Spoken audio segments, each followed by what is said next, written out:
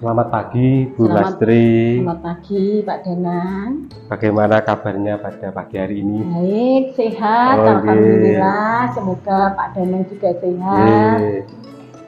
Sebelumnya saya mengucapkan terima kasih kepada Bu Lastri karena sudah meluangkan waktu pada pagi hari ini. Nanti kurang lebih kita melakukan wawancara 12 menit sampai 15 menit.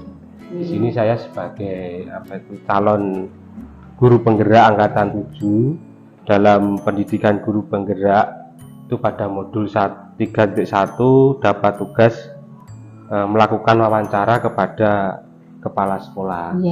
Satu dari sekolah sendiri dan satu dari sekolah lain. Temanya nanti adalah pengambilan keputusan berbasis nilai-nilai kebajikan sebagai pemimpin. Karena dalam hal ini Bu Lastri sebagai kepala sekolah di SDN Parok Kalung 1 dan juga sebagai pemimpin pembelajaran gitu.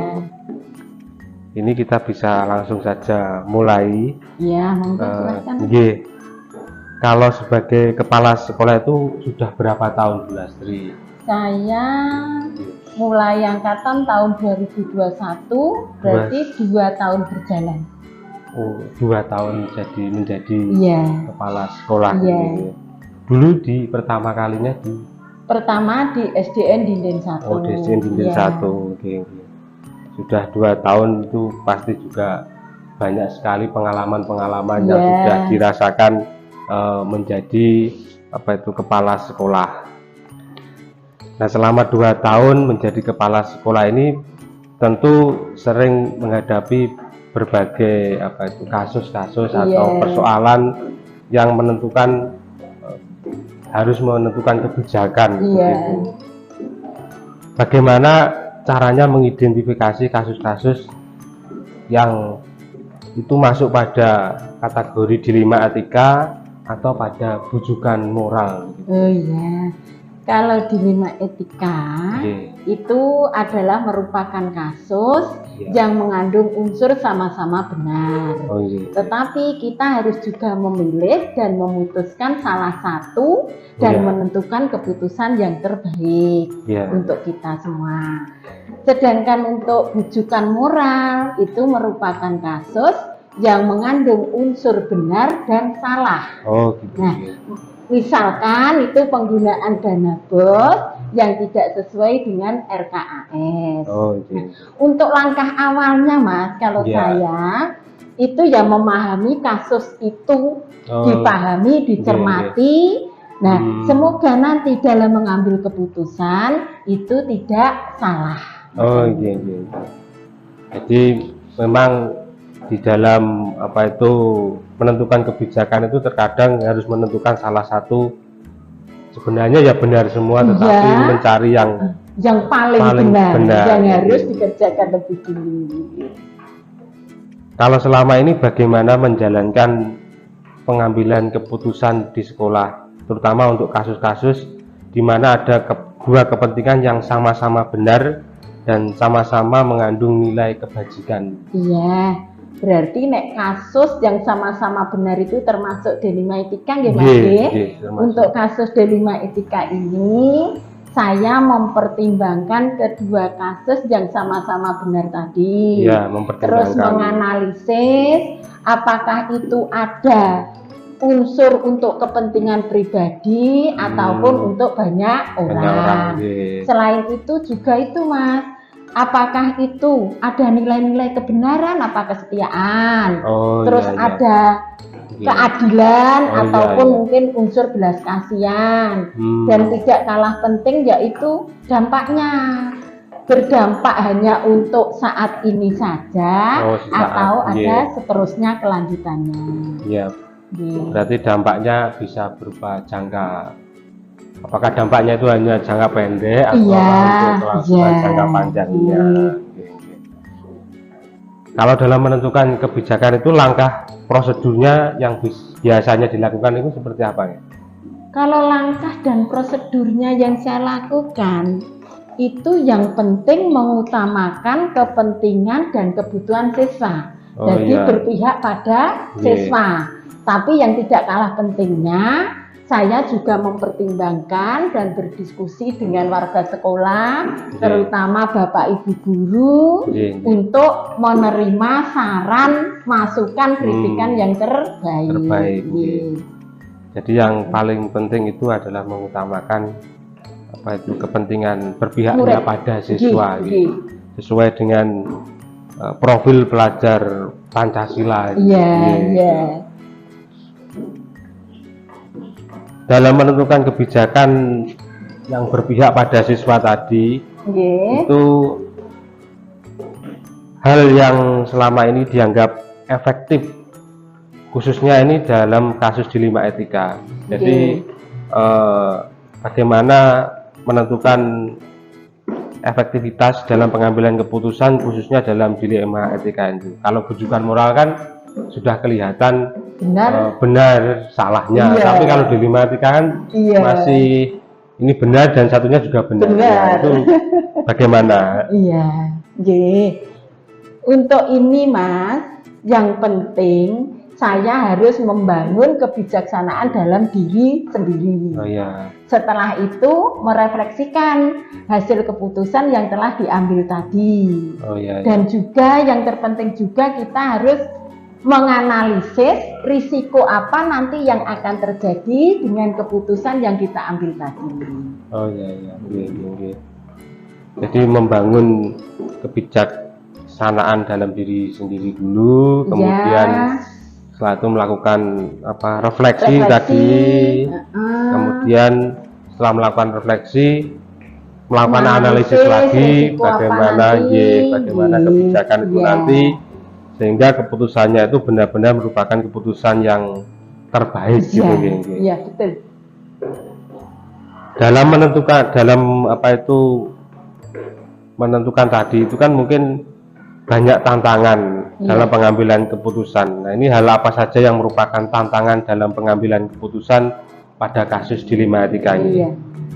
Kalau tantangannya itu gini Mas, ketika kita dihadapkan pada kasus yang sama-sama benar, sama-sama benar, sama-sama nilai kebenarannya itu ada, dan kita harus cepat mengambil keputusan. Nah, itu tantangan yang jadi sudah sama-sama benar, sama-sama baik, dan waktunya untuk mengambil keputusan harus secepat mungkin. Itu hal yang merupakan tantangannya. Dan dalam menentukan kasus tadi, misalnya itu ada suatu persoalan, permasalahan, itu apakah ada jadwalnya untuk menyelesaikan kasus seperti dilema etika, atau menyelesaikan secara langsung pada saat itu di tempat, atau memiliki sebuah jadwal untuk menyelesaikan, misalnya di dalam bentuk prosedur atau yang lainnya begitu. Untuk jadwal tertentu itu saya tidak ada jadwal tertentu untuk menyelesaikan masalah kasus itu ya Mas Hanya saja prioritas mana kasus yang harus saya dahulukan itu harus disesuaikan dengan jenis kasusnya. Yang intinya nanti tercapainya lingkungan sekolah yang sehat, keadaan warga sekolah, guru, murid dan lain-lainnya itu merasa aman, nyaman, tentram, menyenangkan, pokoknya semua kondusif. Semuanya kondusif. Jadi jadwalnya itu menyesuaikan karena kan kasusnya kan tidak terjadwal juga. Yang penting adalah bagaimana prioritas yang harus didulukan, kasus yang mana, disesuaikan dengan jenis kasusnya. Kalau selama ini dalam menentukan kebijakan dalam kasus-kasus itu, adakah faktor-faktor yang mempermudah atau membantu dalam pengambilan keputusan? Pasti ada Mas. Faktornya seorang mungkin itu yang membantu itu Bapak Ibu guru. Kalau saya itu ada sulit dalam mengambil keputusan, dalam menentukan keputusan, itu saya pasti berdiskusi dengan Bapak Ibu guru atau warga sekolah yang lain untuk menentukan keputusan yang terbaik. Tapi faktor yang terpenting dari diri saya itu saya juga harus pinter-pinter mengelola emosi.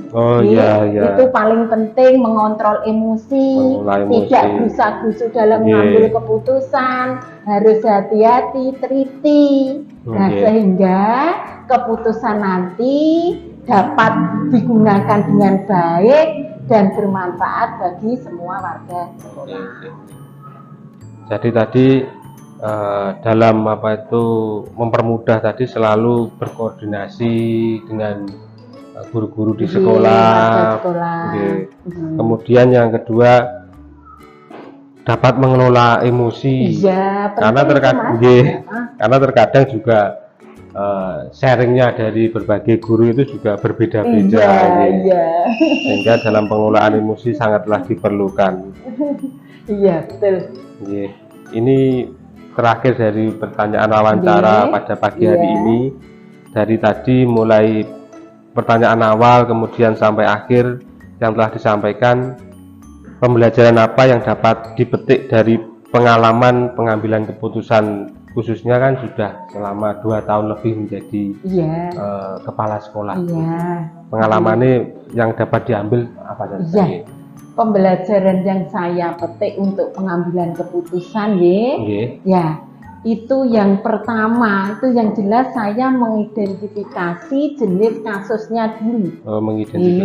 Setelah itu melaksanakan pengujian kebenarannya, itu juga penting. Dan juga menggunakan prinsip-prinsip yang ada, yang telah ada, prinsip yang digunakan apa itu. Selanjutnya yang tidak kalah penting juga berdiskusi dengan warga sekolah atau bapak ibu guru. Nah, nanti tujuan akhirnya menjadi tujuan yang terbaik dan berpusat atau mengandung pada menuju pada kepentingan dan kebutuhan murid. Yang penting fokusnya pada murid, berpihak pada siswa dan juga kebaikan kita semua. Pada siswa. Jadi tujuan akhirnya itu tetap keperbiaan pada siswa dan kebaikan bersama di seluruh warga sekolah ini. Mungkin itu Bu Lastri untuk pertanyaan dari wawancara pada pagi hari ini. Terima kasih banyak Bu Lastri sudah meluangkan waktunya untuk melakukan wawancara pada pagi hari ini. Selamat melanjutkan aktivitasnya pada hari ini. Semoga hari ini nanti aktivitasnya sampai sore nanti berjalan dengan lancar. Terima kasih banyak. Terima kasih Mas. Salam dari guru penggerak. Terima kasih. Terus.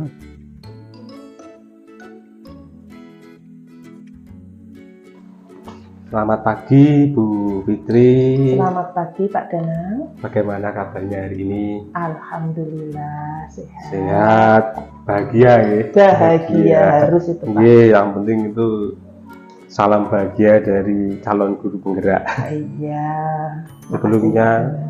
Sebelumnya saya mengucapkan terima kasih banyak atas waktu yang diberikan kepada saya pada pagi hari ini, meluangkan waktu. Nanti kurang lebih 12 menit kita akan melaksanakan wawancara. Siap. Di sini saya sebagai calon guru penggerak angkatan 7 itu dalam pendidikan guru penggerak di modul 3.1 saya mendapat tugas melakukan wawancara kepada kepala sekolah. Yang pertama kepala sekolah dari sekolah saya sendiri dan yang kedua dari sekolah lain. Temanya dalam wawancara ini adalah pengambilan keputusan berbasis nilai-nilai kebajikan sebagai pemimpin. Dalam hal ini karena Bu Fitri itu sebagai kepala sekolah di SDN Banget 1 sebagai kepala sekolah dan sebagai pemimpin pembelajaran. Itu.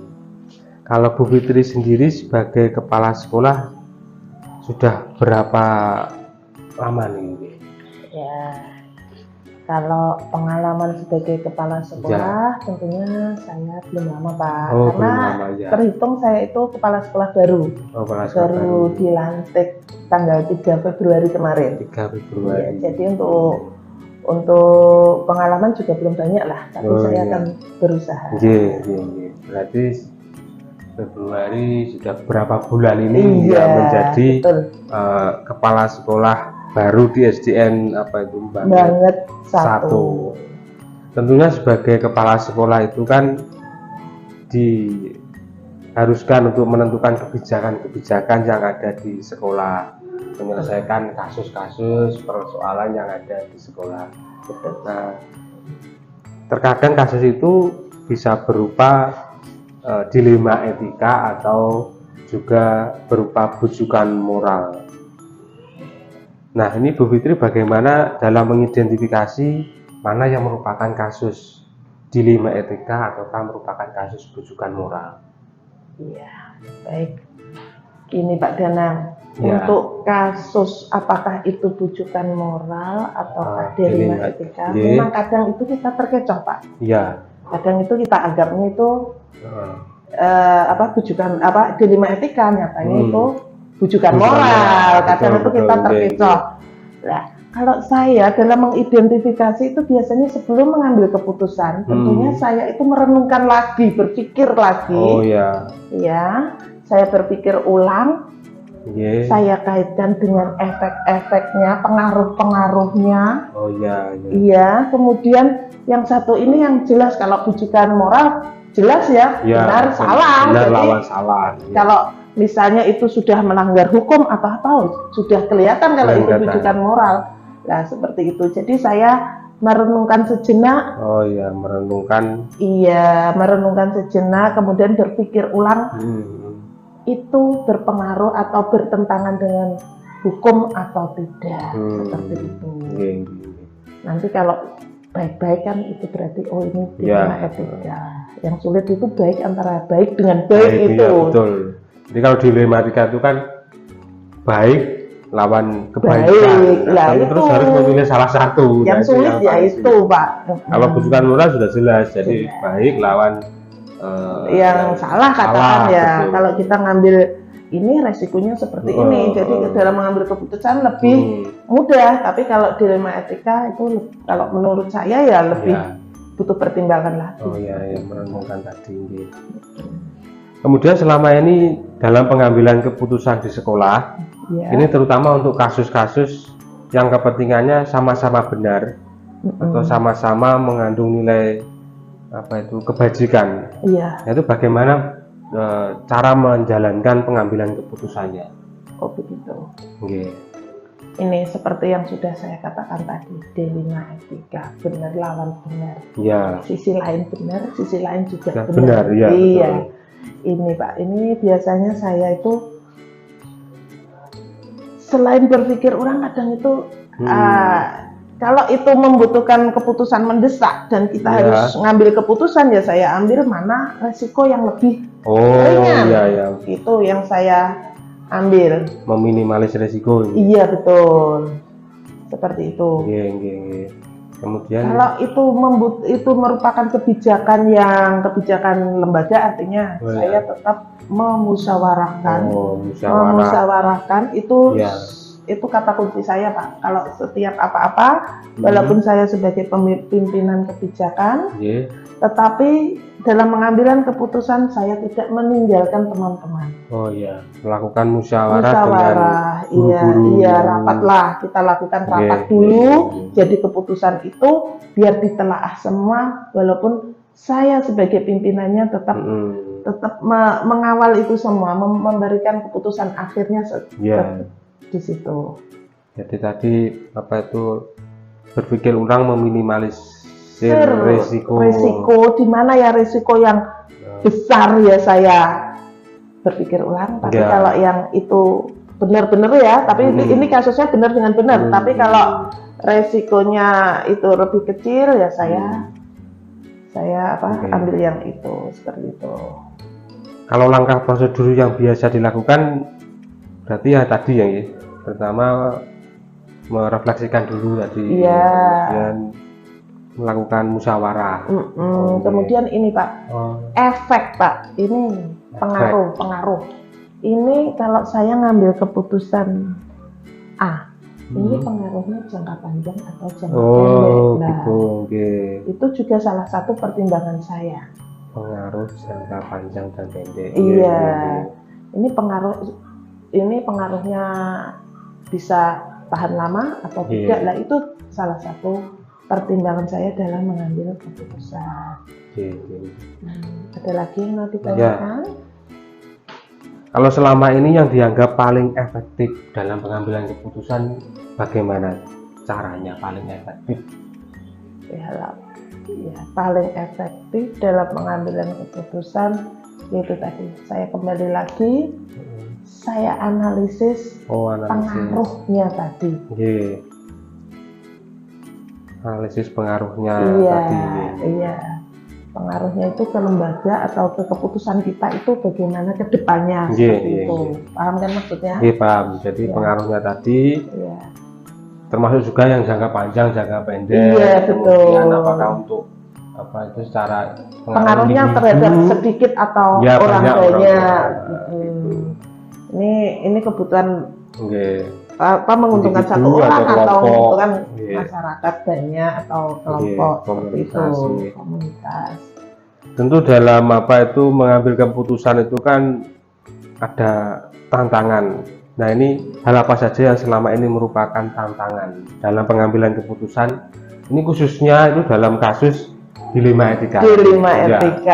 Tantangan pasti Pak. Setiap keputusan itu pasti. Ini yang baru saja.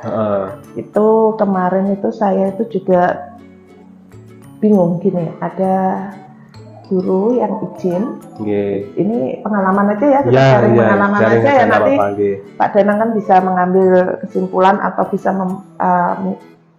diambil pelajarannya.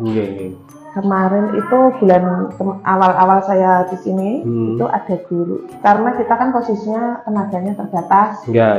Ada kegiatan luar ya, itu kebetulan ada beberapa kegiatan luar yang bersamaan.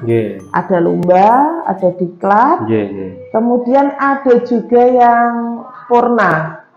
Kemarin purna, jadi kita untuk tenaga itu benar-benar terbatas, tetapi ada guru yang izin ke rumah sakit mengantar ibunya. Rumah sakit mengantar ibunya. Karena ibunya sakit. Nah, di sini kalau saya izinkan, nanti kelas ada beberapa kelas yang kosong. Tentunya resikonya seperti itu. Ya, tetapi kalau tidak saya izinkan, naluri saya yang tidak. Naluri saya yang tidak dapat ini, itu bakti anak kepada orang tua. Betul sekali. Nah, itu tantangan-tantangan seperti itu, jelek jiwa itu. Itu yang bagi saya. Jadi ya sama tadi ya, antara peraturan dengan nilai kemanusiaan. Nilai kemanusiaan, betul. Kalau peraturannya begitu, tapi kita punya nilai rasa kemanusiaan bagaimana? Karena itu kan tadi sakit, Iya, dan kebetulan dia kan hanya anaknya sendiri di rumah, cuma sendiri, jadi ya terpaksa saya izinkan. Kalau dalam menyelesaikan suatu kasus itu apakah ada jadwalnya tertentu atau langsung menyelesaikan di tempat, atau memiliki sebuah jadwal penyelesaian yang terinci, misalnya dalam bentuk prosedur atau seperti apa begitu? Kita lihat dulu Pak. Kalau misalnya itu keputusan harus diambil sekarang, ya saya terpaksa ambil keputusan menurut pemikiran saya. Jadi insidental kalau keputusannya itu bisa dilakukan waktunya agak panjang katakan, dan itu menyangkut yang banyak, tentunya saya lalui prosedur langkah-langkah tetap saya. Walaupun tadi yang kalau saya katakan yang saya ambil keputusan sendiri, langkah-langkah kayak pemikiran apakah ini bertentangan dengan hukum, apakah ini bertentangan dengan kebutuhan orang lain, itu tetap saya pertimbangkan, tapi tidak sedetail kalau putusan itu diambil dalam waktu yang agak lama. Jadi sifatnya insidental. Jadi sesuai dengan kondisinya. Kalau jadwal khusus sementara ini ya karena belum ada. Karena kan kasus itu kan tidak terjadwal juga. Iya betul. Kasus itu tidak terjadwal, bisa setiap saat, kemudian bisa butuh cepat diselesaikan, bisa juga butuh waktu yang agak lama, yang butuh telaah lebih dalam seperti itu. Tadi kan sudah disampaikan tentang tantangannya. Iya. Selain tantangan kan juga mungkin ada faktor yang mempermudah atau membantu dalam pengambilan sebuah keputusan di dalam kasus-kasus dilema etika. Dilema etika. Ya. Faktor yang mempermudah itu saya tetap berpegang pada aturan, Mas. Oh, berpegang pada aturan. Iya, saya tetap berpegang pada aturan. Jadi yang mempermudah saya ya aturan, artinya kita jalan itu dalam koridor yang tepat. Iya, betul. Berpegang pada aturan. Kemudian yang paling utama itu ya berpegang pada. Saya juga punya atasan, ada pengawas, tapi sampai detik ini saya belum mengalami kasus di mana saya harus melibatkan pengawas dalam pengambilan keputusan. Jadi sementara ya yang saya lakukan ya saya berpegang pada aturan yang ada itu saja. Terima kasih. Ini pertanyaan yang terakhir. Dari semua yang disampaikan tadi, kemudian dari pengalaman selama menjadi kepala sekolah, itu pelajaran apa yang dapat dipetik dari pengalaman pengambilan keputusan khususnya dilema etika? Dilema etika, betul. Pengalamannya gini, ternyata kalau dulu saya waktu jadi guru, jadi kepala sekolah itu seperti ini. Ternyata setelah saya menjalani sendiri, terutama dalam mengambil keputusan seperti tadi kasus dilema etika itu, saya harus benar-benar mempertimbangkan, benar-benar artinya melihat tingkat kepentingannya, prioritasnya itu harus ada. Seperti itu. Jadi, ternyata tidak mudah mengambil keputusan itu. Iya, kadang itu benar, menurut aturan benar, tapi tidak sesuai dengan hati nurani seperti itu. Jadi harus benar-benar mempertimbangkan tentang aturan, juga kita punya hati nurani. Harus sangat karena sulit sekali. Iya, karena dilema etika tadi kalau tujuan moral karena sudah jelas itu benar, satunya salah. Kalau masalah hukum ya kita berani seperti itu. Baik, terima kasih Bu Fitri sudah meluangkan waktu pada pagi hari ini, sudah melakukan wawancara tentang kaitannya tentang tadi pengambilan keputusan berbasis nilai-nilai kebajikan sebagai pemimpin, khususnya dalam kasus-kasus dilema etika. Terima kasih banyak atas waktunya. Selanjutnya selamat melanjutkan tugasnya kembali pada hari ini. Semoga kegiatan pagi sampai sore nanti dapat berjalan dengan lancar aktivitasnya. Amin. Untuk Pak Danang juga mudah-mudahan dalam pendidikan guru penggerak lancar dan mendapatkan hasil sesuai yang diharapkan. Terima kasih Bu Fitri. Salam dari guru penggerak, salam bahagia. Salam bahagia.